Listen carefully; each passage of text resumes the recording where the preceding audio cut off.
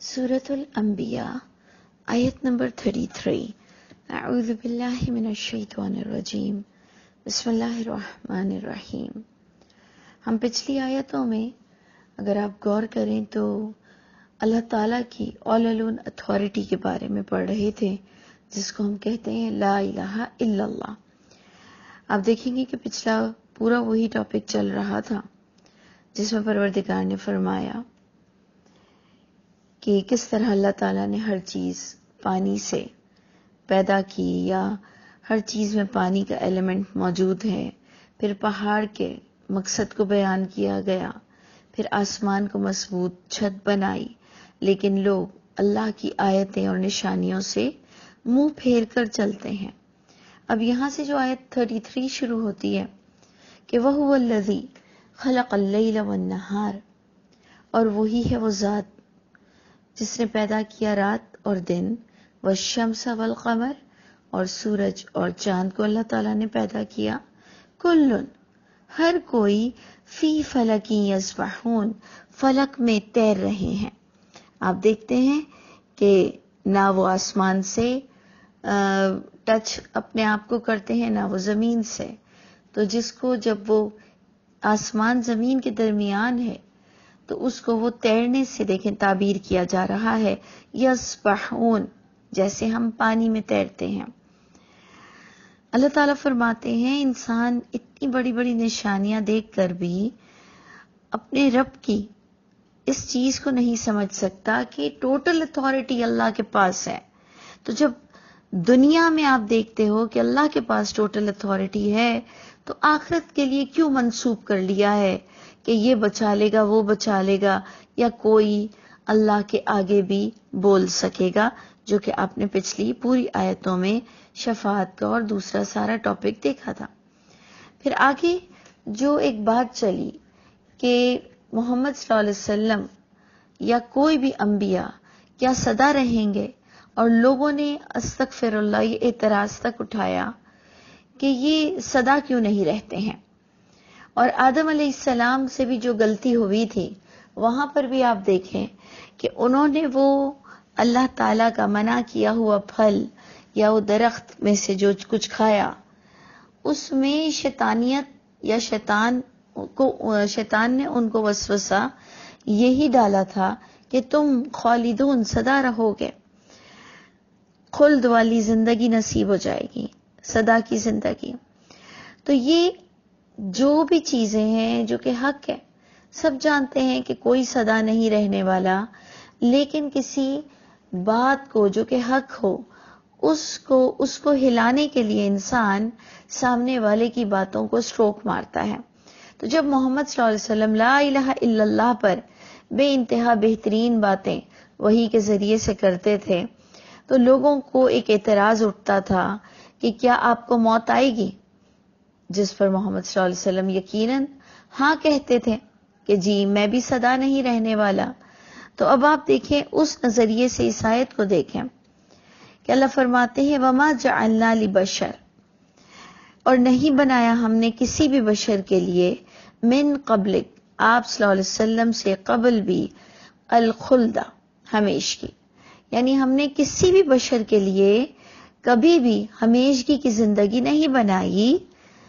تو آپ دیکھیں اس میں محمد صلی اللہ علیہ وسلم کو بھی ایڈ کیا جا رہا ہے۔ آگے آیت کچھ اس نظریے سے بتائی جاتی ہے کہ افا ام متا، کیا پس اگر متا، اے محمد صلی اللہ علیہ وسلم آپ مر جائیں گے، فہم خالدون، تو کیا وہ سدا رہ سکتے ہیں؟ یعنی آپ دیکھتے ہیں کہ جب کوئی ایک ایسا سٹیٹمنٹ آتا ہے جس پر آپ کو کویسچن کی نوعیت خود بخود پتہ چل جاتی ہے کہ یہ کسی سوال کا جواب آ رہا ہے۔ اللہ کرے کہ آپ میری بات سمجھ سکتے ہو کہ دیکھیں جب بات شروع ہوئی کہ وَمَا جَعَلْنَا لِبَشَرٍ، کسی بشر کے یہ لائق ہی نہیں ہے، نہیں بنایا ہم نے کسی بشر کے لیے ہمیشگی آپ سے قبل بھی، تو یعنی گویا رسول اللہ صلی اللہ علیہ وسلم سے لوگ یہ اعتراض کر رہے تھے کہ آپ اگر اللہ کے نبی ہیں تو آپ سدا کیوں نہیں زندہ رہتے، آپ کو کیسے موت آ جائے گی؟ اور نبی سے بات کرتے ہوئے بشر کا لفظ بھی یوز ہو گیا.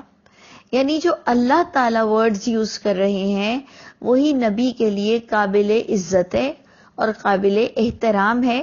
پتہ نہیں ہم کیوں اس بات سے شرماتے ہیں کہ نبی کو بشر بولنے سے ہم کیوں شرماتے ہیں، کیونکہ اللہ کے جو ورڈز ہیں نبی کے لیے وہ یقیناً قابل عزت اور قابل احترام ہے، کیونکہ اللہ تعالیٰ نے نبی کی تعریف کی ہے.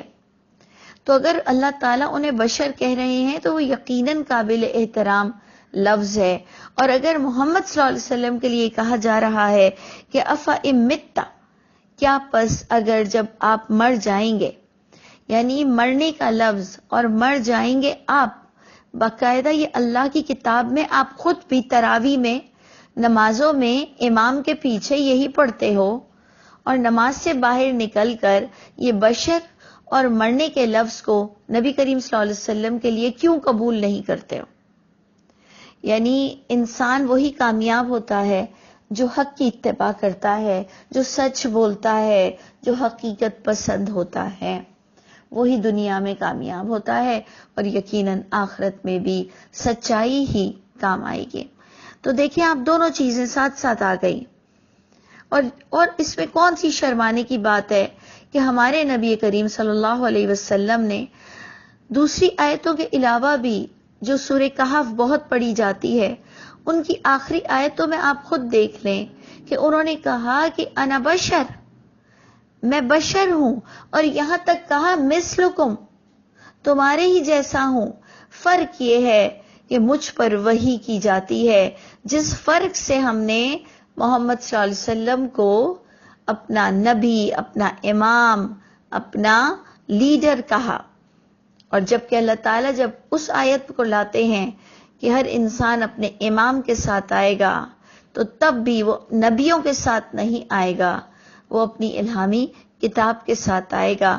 کیونکہ اللہ تعالیٰ دوسری جگہ کہتے ہیں کہ ہر انسان انڈیویجول، اکیلا فردن فردن اللہ کے حضور پیش ہوگا. تو اب آپ ہی خود پورا کنکلیوڈ کریں کہ کون سی بات محکم بنی اور کون سی بات متشابہ بن گئی. کہ اللہ تعالیٰ فرماتے ہیں انسان فردن فردن آئے گا، پھر اللہ فرماتے ہیں وہ اپنے امام کے ساتھ آئے گا، پھر اپنے امام کے ساتھ آئے گا. تو پھر محمد صلی اللہ علیہ وسلم بھی آپ دیکھ لیں اپنی اس کتاب کے ساتھ آئیں گے جو ان کو بھی اتباع کرنے کے لیے کہا جاتا تھا، جو کہ قرآن کی آیت ہے، اتبع ما یوحی الیک.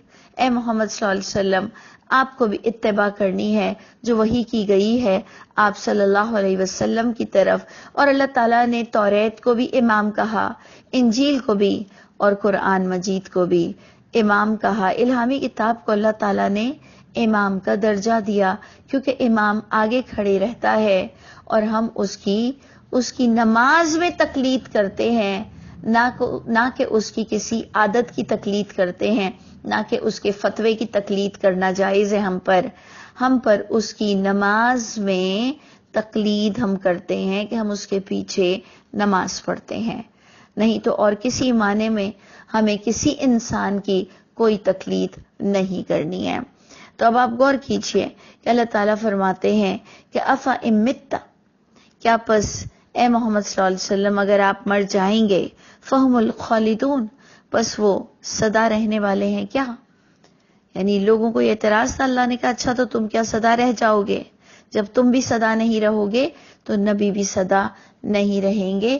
کل نفس ذائقۃ الموت، دوبارہ محمد صلی اللہ علیہ وسلم کو نفس کہا گیا اور کہا گیا ہر نفس کو ذائقہ چکھنا ہے موت کا. اور پھر اللہ فرماتے ہیں تمہاری پھر زندگی کا مقصد تم جان لو اے لوگوں، تمہارے حساب کا وقت قریب آ چکا ہے، جان لو اپنی زندگی کا مقصد کہ وَنَبْلُوكُمْ، ہم تمہارا ٹیسٹ کرتے ہی رہیں گے. نبلوکم، ہم تمہاری لائف میں اپ اینڈ ڈاؤنز لاتے ہی رہیں گے، ہم تمہاری آزمائش کرتے ہی رہیں گے، شر کے ساتھ بھی کریں گے، خیر کے ساتھ بھی کریں گے. تو ہم شر کو برائی کو، تکلیف کو آزمائش کیوں سمجھتے ہیں، ٹیسٹ کیوں سمجھتے ہیں؟ ہم اچھائی کے دنوں کو اپنے ٹیسٹ کے دن کیوں نہیں سمجھتے؟ یہ بھی بہت ہی بہترین پوائنٹ ہے، اور اللہ تعالی ہم سب کو کامیابی نصیب فرمائے اس امتحان میں۔ پروردگار فرماتے ہیں ہم تمہیں آزماتے رہیں گے، شر کے ساتھ بھی اور خیر کے ساتھ بھی۔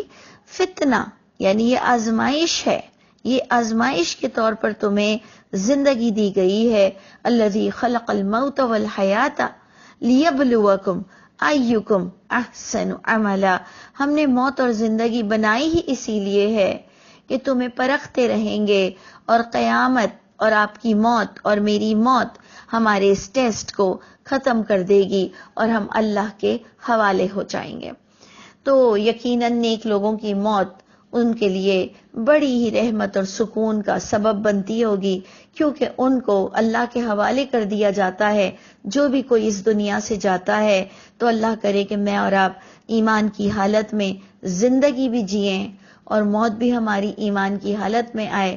کلمے والی زندگی ہوگی تو یقیناً کلمے والی موت ہوگی، اور ہم اسی طرح سے اللہ کے حوالے ہو جائیں کہ پھر اٹھیں تو ایمان والوں کی حیثیت سے اللہ ہم سب کو اٹھنا نصیب کرے۔ اس لیے اللہ تعالیٰ مجھ کو اور آپ کو ہمیشہ یہ سوچ دے کہ ہمارا امتحان ہو رہا ہے۔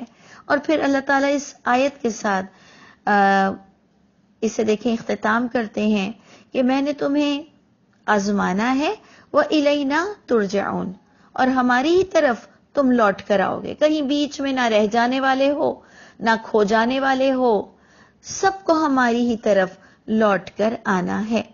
اب آپ دیکھیں آگے کی آیت پھر آپ کو کچھ بات بتا رہی ہے۔ وَإِذَا رَآكَ الَّذِينَ كَفَرُوا، وَإِذَا، اور جب، رو کہتے ہیں دیکھنے کو، اور جب دیکھتے تھے آپ صلی اللہ علیہ وسلم کو، الذین کفروا، وہ لوگ جو کفر کی روش اختیار رکھتے تھے، چاہے منافق ہوں، چاہے وہ جو انیشل سٹیج پر کلمے کا انکار کرنے والے ہوں، جب وہ دیکھتے تھے آپ صلی اللہ علیہ وسلم کو، کفر کرنے والے، ان یتخذوک الا ہزوا، دیکھیں ان اللہ کی وجہ سے نہیں کا ترجمہ دے گا کہ ان یتخذونک، نہیں وہ بناتے تھے آپ صلی اللہ علیہ وسلم کو الا ہزوا، مگر مذاق بناتے تھے۔ اب آپ غور سے اس آیت کو کانٹیکسٹ سے بھی دیکھیں کہ جب وہ دیکھتے تھے آپ صلی اللہ علیہ وسلم کو تو نہیں وہ بناتے تھے مگر مذاق بناتے تھے۔ اب آپ سوچیں کیا مذاق بناتے ہوں گے کہ یہ تو ہماری طرح بشر ہے، کہتے ہوں گے کہ اسے بھی ہماری طرح موت آئے گی، کہتے ہوں گے کہ یہ بھی تو بازاروں میں چلتا ہے اپنی ضرورت کے سامان کے لیے یا کمائی کے لیے، یعنی وہ سمجھتے تھے، وہ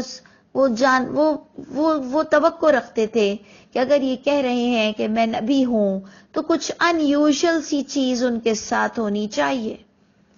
قرآن ہمیں بتاتا ہے کہ ایسا نہیں تھا، جو لوگ انہیں دیکھتے تھے وہ ان کی بات نہیں سنتے تھے کہ وہ محمد صلی اللہ علیہ وسلم انہی کے صحیفوں کو ریفریش کر رہے ہیں، انہی کی پچھلی کتاب سے تمہیں دین بتا رہے ہیں۔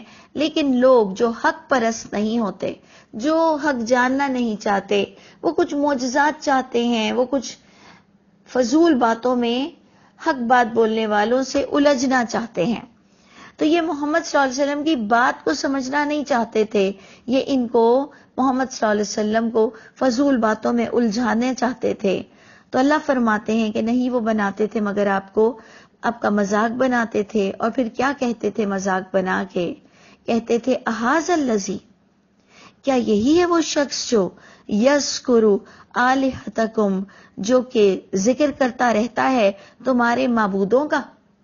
اب آپ اگر تھوڑی سی بھی سمجھداری سے اس آیت کو دیکھ رہے ہوں، اور آپ کا اگر تھوڑا سا بھی دھیان، آپ کا دماغ اگر چارج ہو اور آپ کا تھوڑا سا بھی دھیان پچھلی آیتوں پر ہو کہ جس میں لا الہ الا اللہ پر فوکس کرایا جا رہا تھا،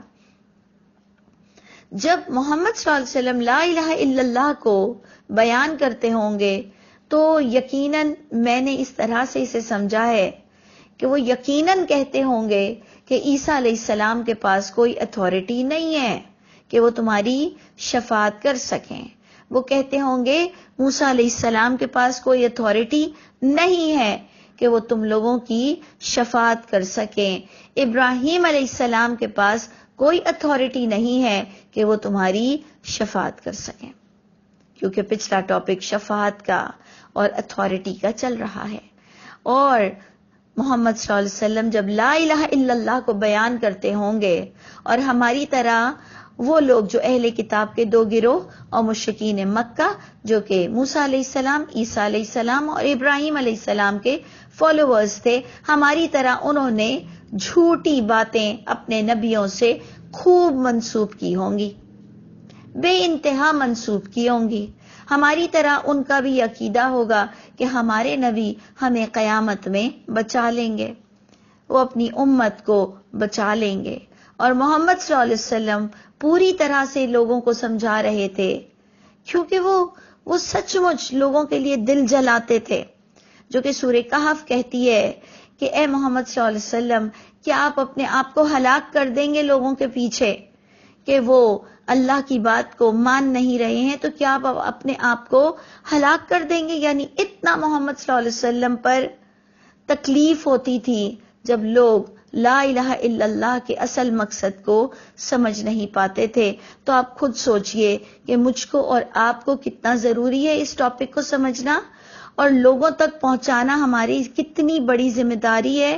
اور آپ کو اور مجھ کو کتنے مارکس ملیں گے، کتنے اللہ خوش ہوں گے اگر میں اور آپ بھی اس کانسیپٹ میں بہت کلیئر ہیں اور ٹو دا پوائنٹ ہم بات کر سکتے ہوں. تب اللہ ہمیں روز بروز ہمارے علم میں برکت دے اور ہم اس حال میں اللہ سے ملاقات کریں کہ ہم نے کسی اینگل سے شرک نہ کیا ہو. یہ میری اور آپ کی دلی خواہش، آرزو، دعا اور محنت ہونی چاہیے. تو اللہ ضرور ہمیں دکھائیں گے طرح طرح کے شرک، اور انشاءاللہ جب ہم دیکھ لیں گے کہ کس کس طرح کے شرک ہوتے ہیں تو یقیناً ہم بچنے کی ضرور کوشش کریں گے. تو اب آپ نے پوری آیت کو گریپ کرنا ہے کہ جب وہ دیکھتے تھے تو آپ کا مذاق کرتے تھے اور کہتے تھے کہ یہی ہے نا وہ شخص جو ہمارے معبودوں کا، جو تمہارے معبودوں کا نام لیتا ہے، ذکر کرتا ہے. وَهُمْ بِذِكْرِ الرَّحْمَنِ، اور یہ وہ لوگ تھے جو ذکر رحمان کی آل الون اتھارٹی کا ہم کافرون، یہ کفر کرتے تھے. یہ رحمان کے بارے میں جب سنتے تھے تو ان کی نفرت کیوں آگے اور بڑھ جاتی تھی. آپ دیکھیں کہ بڑی پیاری آیت ہے کہ کچھ لوگ رحمان کے ذکر سے ان کی نفرتیں اور بڑھ جاتی تھیں. یہ آج آپ اپنی بھی لائف میں، اپنے مسلمانوں میں بھی دیکھیں گے کہ یہ اللہ اللہ اللہ تو کرتے ہیں، لیکن جب آپ یہ بتاؤ کہ محمد صلی اللہ علیہ وسلم خود کہتے ہیں قرآن میں کہ میں تمہارے لیے بھی نفع نقصان کا اختیار نہیں رکھتا، میں اپنے لیے بھی نفع نقصان کا اختیار نہیں رکھتا، میں خود بھی غیب نہیں جانتا، اگر میں غیب جانتا تو کثرت سے خیر جمع کر لیتا اور مجھے کوئی تکلیف نہیں پہنچتی. یہ آیتیں سن کر بلڈ پریشر اور فلکچویٹ ہوتا ہے لوگوں کا اور ان کی نفرتیں بڑھ جاتی ہیں کہ تم لوگ کیسی بات کر رہے ہو، ہم نہیں کر رہے ہیں، ہم نہیں کر رہے ہیں. ہماری کتاب بتاتی ہے جسے آپ خود بھی نماز میں پڑھتے ہیں. میں نے آپ کو اس سے پہلے بھی بتایا کہ ہمیں خود بھی اپنی بخشش کی بڑی فکر ہے اور ہم تو چاہتے ہیں کہ کوئی شفاعت ضرور ہمارے لیے ہو جائے، لیکن نظر ہی نہیں آتا، نظر نہیں آتا. کیا کریں؟ ہم تو خود اپنے لیے بھی پریشان ہیں کہ کوئی ایسی فیوریٹزم ہو جائے اللہ کے آگے کہ ہمارے گناہوں سے ہمیں چھٹکارا مل جائے اور کوئی بولنے والا آ جائے اور جس کی اللہ بھی بات مان لے اور ہمیں گناہوں کے ساتھ بخش دیا جائے. کس کی خواہش نہیں ہوگی؟ آپ اگر بہت پازیٹیو ہو کر یہ بات سوچیں تو ہم سب کی یہ خواہش ہوگی کہ ہم بغیر عمل کے جنت میں چلے جائیں اور کوئی ہماری فیور کر دے. لیکن ایسا قرآن میں دور دور تک نظر نہیں آتا. آپ جتنی اسٹڈی کرو گے آپ کی توحید اور آپ کا ایمان بڑھتا ہی چلا جائے گا. کیا کریں؟ حق تو بولنا ہی پڑے گا اور حق سمجھنا بھی پڑے گا. اور اللہ تعالی ہم سب سے راضی ہو جائے. تو اللہ تعالی ہم سب کو توفیق عطا فرمائے. آیت کے ساتھ ہم اینڈ کرتے ہیں کہ خلق الانسان من عجل، انسان پیدا ہوا ہے، جو انسان کو پیدا کیا گیا ہے اس کے اندر بہت عجلت سی ہے. یعنی آپ دیکھیں خلق الانسان من عجل، یعنی یہ جو انسان کی پیدائش ہے یہ جلدی کی نہیں ہے. وہ تو 9 مہینے میں تقریباً کم سے کم بھی 6 7 8 9 مہینے میں پیدا ہوتا ہے ماں کے پیٹ سے. تو اس سینس میں نہیں کہا گیا کہ پیدا کیا گیا ہے انسان عجلت میں، ایسا نہیں کہا گیا. انسان پیدا کیا گیا ہے اس میں بڑی جلد بازی سی ہے، بڑی عجلت سی ہے انسان کے اندر کہ بہت جلد اپنا کانسیپٹ اپنے باپ داداؤں کے دین سے بنا لیتا ہے. جو باتیں خود علم سے نہیں سمجھ سکتا، صرف بڑوں کے کہنے سے بہت جلد بازی سے اپنے فیصلے کر لیتا ہے. اسے ہوش نہیں ہوتا کہ میرا رب مجھ سے کہیں ناراض نہ ہو جائے. تو جو انسان بہت جلد بازی سے اللہ کے بارے میں فیصلے لیتا ہے اور خود علم حاصل کر اللہ کی کتاب کو خود نہیں سمجھتا، جس پر اللہ فرماتے ہیں سَأُرِيكُمْ آیاتی، اے انسان تیری جلد بازی تجھے کام نہیں آئے گی. سَأُرِيكُمْ آیاتی، جلد میں دکھاؤں گا تمہیں میری نشانیاں. کیسے نشانیاں دکھائیں گے؟ ایک طرف اللہ کہتے ہیں میں تمہیں دنیا میں نشانیاں دکھاؤں گا، ایک اللہ کتاب میں آیتیں دکھاتے ہیں جن کو نشانی بھی کہتے ہیں آیات بھی کہتے ہیں. یہاں پر بھی عربک میں آیاتی آ رہا ہے. جلد میں دکھاؤں گا میری آیتیں، جلد میں دکھاؤں گا تم کو اسپیس میں میری توحید کی نشانیاں، یہ بھی اللہ فرماتے ہیں. جلد میں دکھاؤں گا تمہیں قیامت میں بھی تمام نشانیاں. فلا تستعجلون، نہ عجلت سے کام لو، نہ تعصب پسند ہو جاؤ، بہت جلد بازی مت کرو، سنبھل کر قرآن کو ٹھہر کر پڑھو کہ تمہیں پتہ چلے کہ تمہاری ذمہ داریاں کیا ہے اور تمہیں رب کی ملاقات کے دن کون سی چیز اللہ کو خوش کرنے کے لیے تمہیں کون سی چیز دنیا میں کرنی بہت ضروری ہے. اللہ تعالی ہم سب کے حامی و ناصر ہوں.